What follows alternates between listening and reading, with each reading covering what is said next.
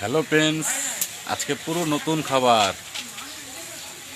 নতুন খাবার আজকে জীবন পাগল রান্না করছে।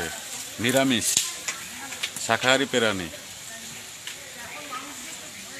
আমাদের পাগল শাকাহারি নিরামিষ। আজকে পুরো নতুন খাবার, নতুন আইটেম। ভাত হয়ে গেছে, এই যে ভাত হয়ে গেছে। দেখাচ্ছি, আইটেমটা দেখাচ্ছি।